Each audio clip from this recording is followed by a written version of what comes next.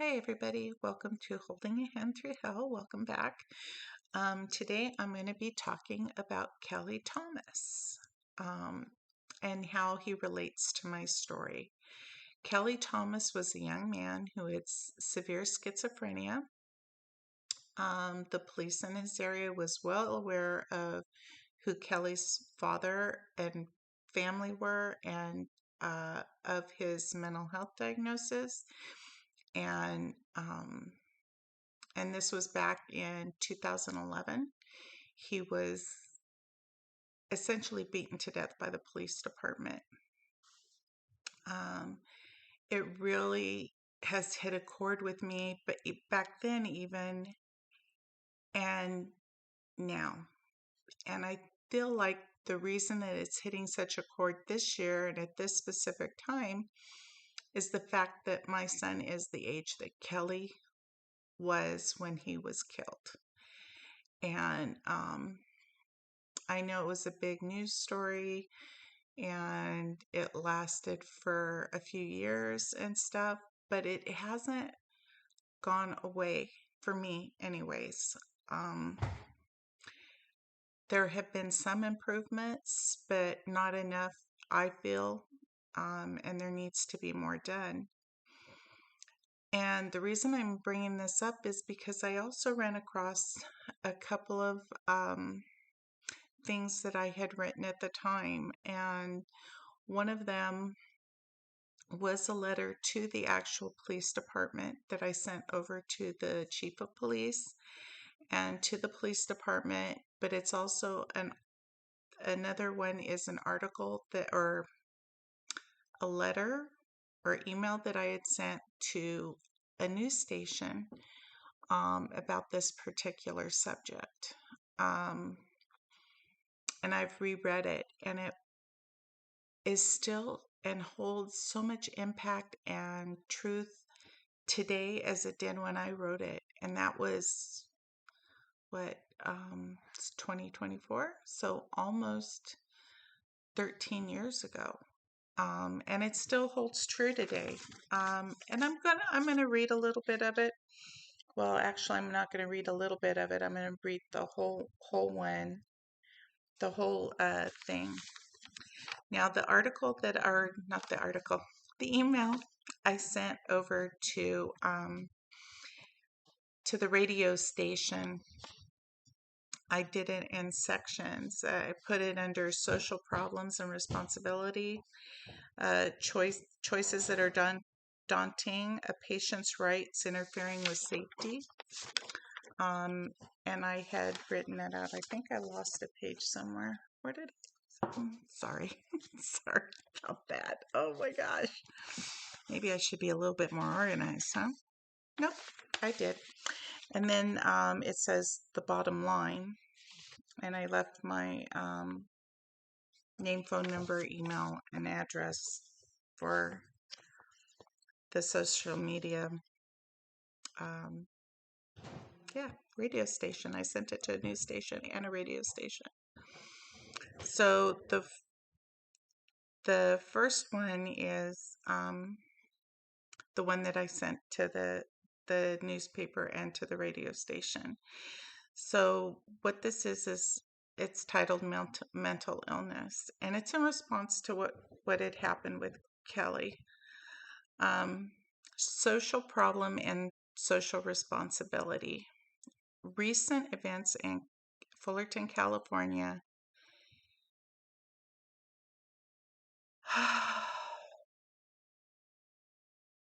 and across the nation over the last 5 to 10 years are the trials and illness are continual and persistent with mental illness. To navigate, it takes perseverance and on some level acceptance. The need of support of all kinds and for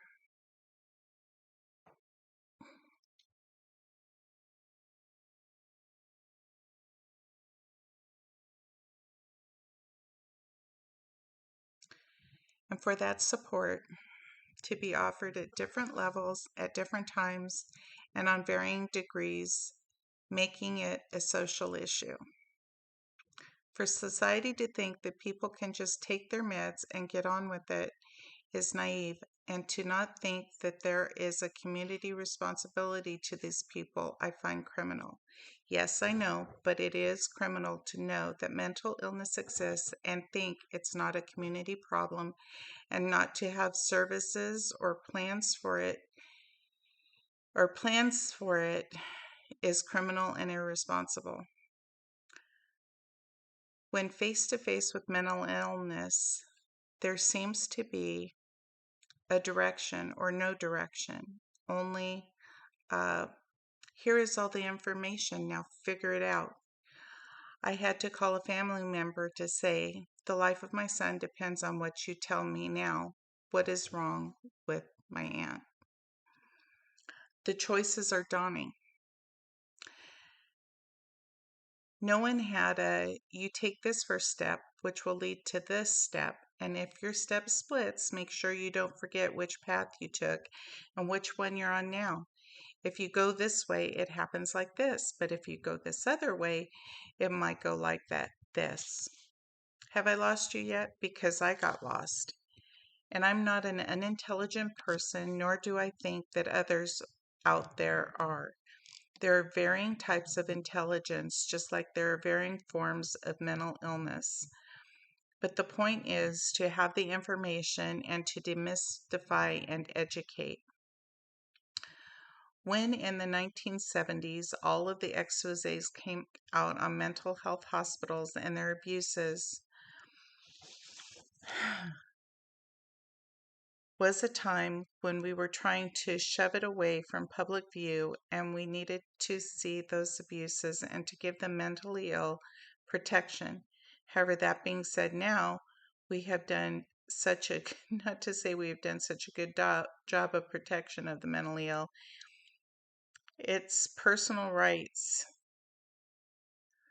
that now their rights are infringing on our rights and the public safety. The patient rights interfere with safety. I think that the rights of the mentally ill patient have swung so far to the point of non-safety for the mentally ill patient and society in general. Your radio station motto is the information station with more stimulating talk radio. Well, I think it is time for social issues of all mental illness to be addressed. It would be socially irresponsible, I feel, to have a radio not not responsible. Let me backtrack. It would be socially responsible, I feel, to have a radio program to this purpose with mental health professionals, information on laws protecting the mentally ill, the differences and the possibilities of new laws that protect the public, social workers and their roles, case management, police education, and how they approach the mentally ill person and what their function is. The bottom line, there is so many different directions this can go. How can we as a society not protect the mentally ill even from themselves, and how do we determine what is enough? When we hear of a mentally ill person clearly showing signs of illness and falling through the cracks, taking a gun and gunning innocent people down, or the police knowing of a mentally ill person not on his meds being hogtied and kicked to death by the very people who are supposed to protect him and us, people in general who function. When do we take action? When do we as human beings say, this is a person and it is our responsibility as a person, a community, a county, a state, federal issue? There is no way that I'm going to be able to solve this in a letter. It is an ongoing discussion and process. I will just say that this is an idea that needs to be made and addressed, or if not, I really feel that one day every one of us will say, why did we stand by and do nothing? Now, I know that I got choked up on a couple of them, and I lost my place a couple of times, but you get the general idea of where I was coming from. And there still needs to be a lot of progress. I have heard and learned that some police departments are being given extra training when dealing and have specific teams now, which is good. It's a step in the right direction, but it's still not enough. And I know nobody wants to take somebody else's personal rights away, even if you do have a mental health issue.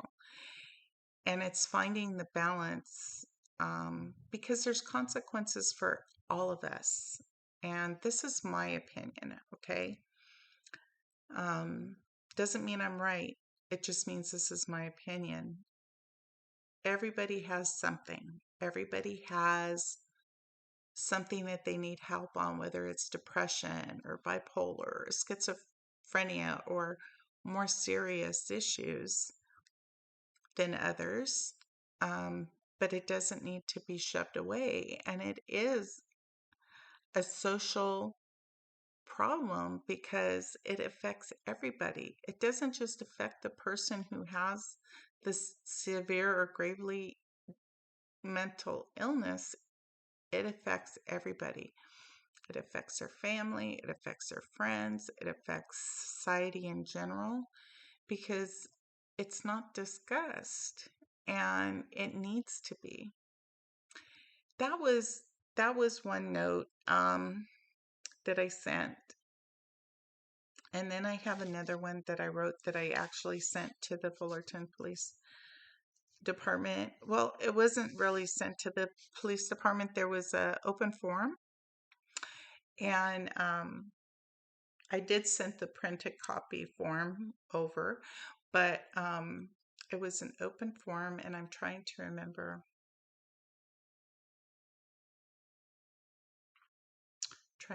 Where. That's 13 years ago. I'm older. My brain doesn't hold the information as much. Stuff in, stuff goes out. But this kind of did trigger me as well. So I'm just going to put this in here. It says, good evening. My name is Anita Fewer. I would like to say first that mental illness is not a choice. No one would choose to have this. It affects the family to the very core and also affects the community around it.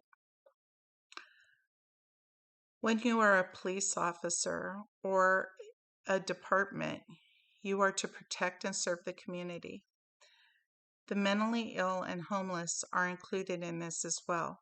When you accept a job that does this, it does not mean you are above the law, far from it. I feel that it actually does the opposite. You are held to a higher standard. You yourself needing to hold yourself and those you work with to the very laws you enforce. How in good conscience can you say that this is what has happened here? This is referring to Kelly. Not only have you let the community down, you have protected your own from the very laws you are supposedly intent on enforcing. If these officers had been 6 men who had beaten Kelly to death, you can bet an officer would be investigating and arrest those involved. How can you do less than that now? Because there are police officers? There are good officers, but there are those who feel that they are above the law, and they have made a grave error in thinking they are above the law. No one is above the law. No one. It may take a little longer, but you will see that not even these officers are above the law. They are murderers. Their actions led to the death, and they must take responsibility for that action. Now it is your job to see that these officers are prosecuted to the full extent of the law, as well as those who showed complacency, and that the full unbiased investigation is done so that this does not happen again.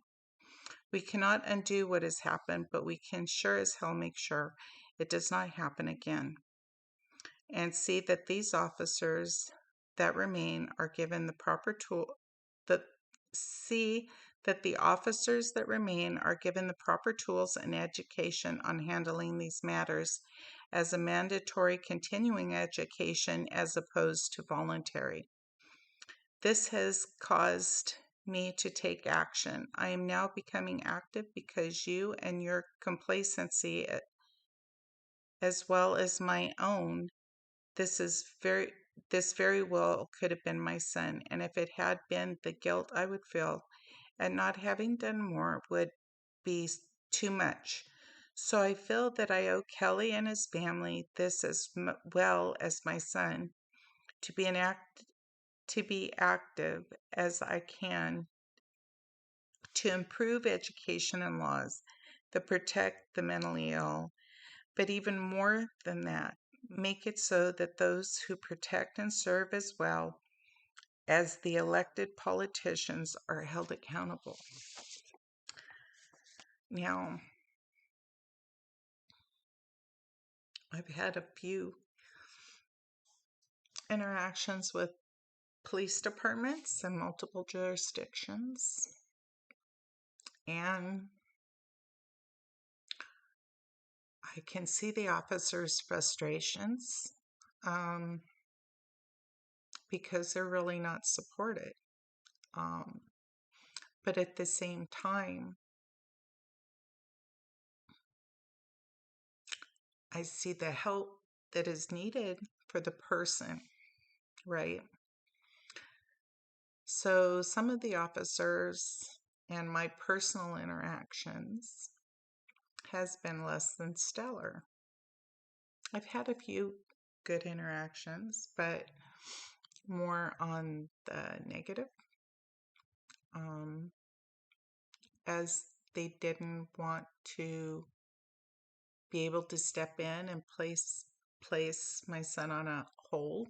The thing is the word criteria, which was thrown at me quite a bit. The officers acknowledging in each instance that there was something obviously wrong, but he didn't meet the criteria. And in one such instance, he was in psychosis and had threatened a coworker. And the police officer said he didn't meet the criteria. And I said, how is that even possible? You know, that he doesn't meet the criteria. He's threatened this person's life, you know. He knows where this person works. He said, yeah, but he doesn't know where this person lives, and we don't know what he's going to do in 8 hours. So if something happens, then we can do something, but right now we can't. He doesn't meet the criteria. I don't get that. I don't understand that. And I'm hoping that, because this was almost immediately after what happened with Kelly. So I don't understand. I didn't understand it then, and I don't understand it now. The only thing that I've really noticed the changes is now that in some jurisdictions that they have a team that comes out with the police to do an evaluation and talk to the person who's having a crisis, which is good. I mean, that's a hell of a lot better than what it was. But it's still not enough, because you still have those officers that use that word criteria, and they really legitimately think that the person isn't meeting the criteria, but you know damn well that he does. They just don't want to do the paperwork, or they know that they're going to be taking him over there and the hospital's just going to be releasing him right away. So they feel like they're wasting their time. It's never a waste of time. Never, as far as I'm concerned. It never is. When you're personally involved with this, you can see those things. When you don't have that personal experience, it's really hard to see that. My heart is still broken over Kelly. For his family, for him, you know, we have to do better. We have to do better. And I have to do better because, I stayed quiet for a long time because I was navigating my own stuff with my family, with myself. And now it's like, no, I'm stepping up. I have to. I have to. What about those that come behind us? What if my son decides to have a family and children? And they're faced with the same situation, or a cousin, or a friend. Yeah. It's time. It's time. And I am glad to see a lot of the changes that have happened over the last 12, 13 years, but there's so much more that we can do. In the description below, I have the National Alliance on Mental Illness. I have their phone number and their website. They're a wonderful organization. I've taken their family to family class twice. It's done by volunteerism and stuff, but the information on a local level, but on the information that they give, very informative and no, it is overwhelming, but it's a lot of information and it can deal with your situation as well as other situations. And when you're going to those classes, you're meeting people who have had similar experiences, and you have a connection there and a support system, and you have all of this information, and it's free. They offer those classes for free with the information. That's wonderful. For the first 5 years, I knew about it. I never, ever, ever took it. And then I took it, and the first time I took it, it was like, wow, why wasn't I brave enough to go? Why wasn't I brave enough? And, I know that you get busy in the day to day, and I know I did. And now I have time to be able to do more. So I intend on doing more. I'm going to be looking at this as my job because I'm semi-retired. I wouldn't say I'm fully retired, but I'm semi-retired. So I do have more, and I don't have littles either. I don't have littles anymore, sadly, because I prefer littles. They're so cute. But yeah. So it's time for me to do better, and it's time to do more. And if you're here and you're watching, I appreciate it. If you have any questions or whatever, feel free to ask in the comment section. I'll get back to it as soon as possible. Be patient with me because I'm still learning how to respond to comments. I haven't in the comment section and starting to go in there more on a regular basis. I haven't been doing that so much recently, but I will be doing that more from now on. As far as Kelly and his family, I hope they're in a better place. I'm sure nothing will make losing Kelly better, but I hope they're all doing well. And yes, I was there. I not when Kelly passed, but at the candlelight vigils and the protests. And I actually did not realize it at the time or even back then. Well, no, I did later on, but I used to work in healthcare, and I actually did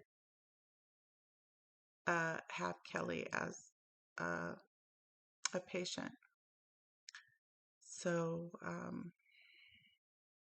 although I didn't realize it at the time immediately, or even within the first, I think, few weeks after, but I figured it out. Um, and like I said, I had a lot of my own um, situation going on. And I think that this is why his death was so impactful on me and still is. And there really is not a year that I haven't thought about him. Haven't thought about him at all. Yeah. Um, I would like to say that I'd like to leave this on a happy note, but this is not a happy situation. But what I will say is that as people and as human beings, do better. We need to do better. Lead with compassion. Good night.